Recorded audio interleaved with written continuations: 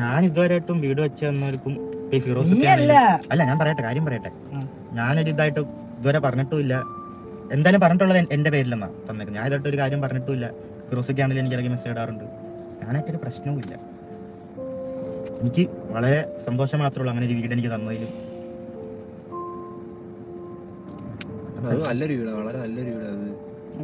ഞാൻ ഇതായിട്ട് അതിന് കുറ്റം പറഞ്ഞിട്ടില്ല.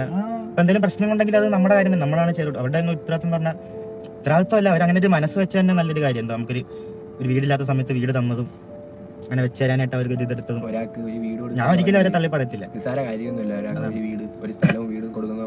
പിന്നെ അത് നമ്മൾ എങ്ങനെ മുന്നോട്ട് കൊണ്ടുപോകണം, അത് നമ്മുടെ ഉള്ള കാര്യമാണ്. നമ്മളെ പിന്നെ വീടും സ്ഥലവും നോക്കണം, നമ്മൾ ഉത്തരവാദിത്വമാണ്. നാളെ കുറ്റം പറഞ്ഞിട്ട് കാര്യമില്ല. എനിക്കിപ്പം കംഫോർട്ടായിട്ട് നിൽക്കാൻ പറ്റുന്നതെന്ന് വെച്ചാൽ കൊല്ലത്ത് പറ്റത്തുള്ളൂ. അതുകൊണ്ടാണ് ഞാൻ കൊല്ലത്ത് നിൽക്കുന്നത്. അടുത്താണല്ലോ ഇപ്പൊ ഇവിടെയാണ്.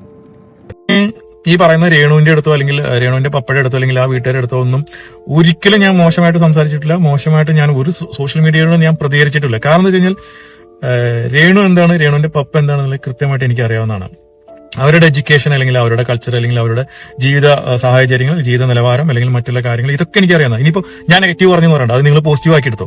ഓക്കെ, ഞാൻ ഈ പറഞ്ഞല്ല, ഞാൻ പോസിറ്റീവായിട്ട് പറഞ്ഞാൽ തീരുമാനിച്ചത്. ഇനിയിപ്പോ രേണുവിനെയും കുടുംബത്തിനെയും ഇകഴ്ത്തി സംസാരിച്ചതുകൊണ്ട് ഇനിയിപ്പോ അതിന് പൊങ്കാലിടാൻ വരണ്ട.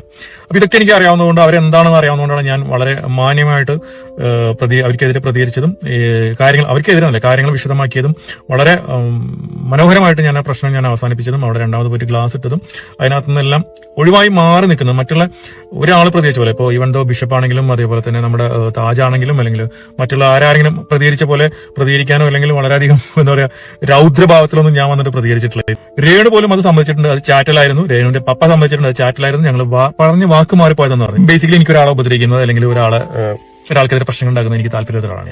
കേസിന്റെ കാര്യങ്ങൾ മറ്റുള്ള വക്കീലും അതേപോലെ മറ്റുള്ള ഡിഫർമേഷൻ കേസ് കൊടുക്കുക എന്ന് പറയുന്നത് അത്ര ഈസി ആയിട്ട് കേസല്ല.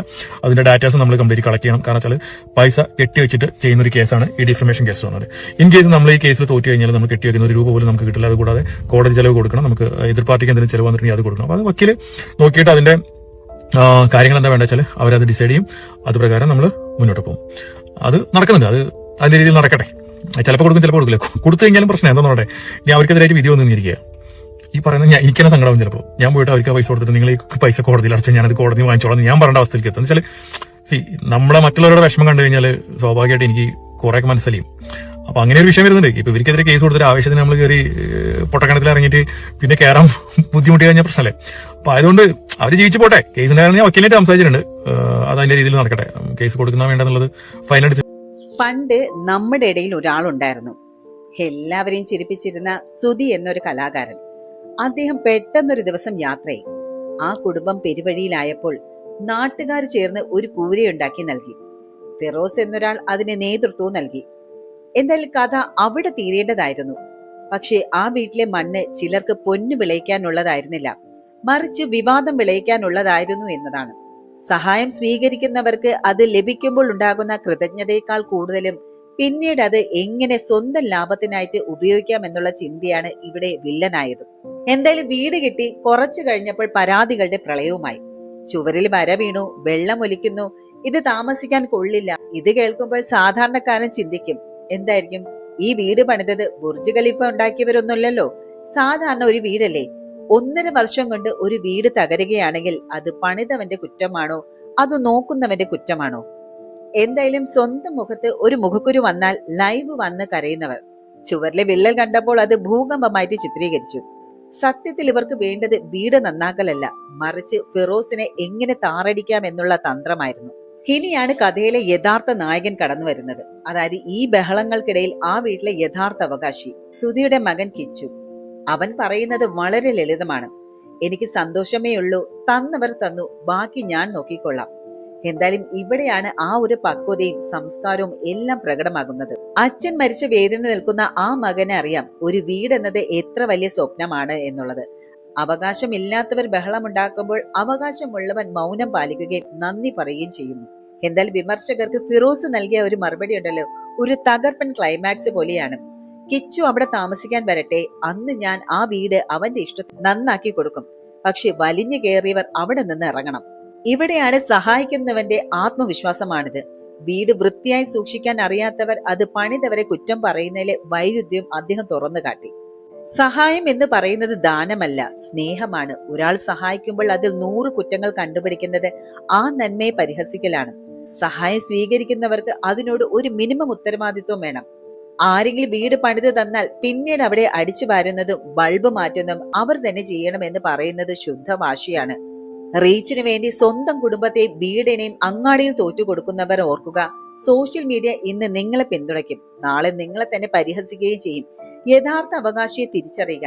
മരിച്ച ഒരാളുടെ പേരിൽ സഹായം വരുമ്പോൾ അത് അയാളുടെ ചോരയിൽ പിറന്ന മക്കൾക്ക് കൃത്യമായിട്ട് ലഭിക്കുന്നുണ്ടെന്ന് സമൂഹം ഉറപ്പുവരുത്തണം.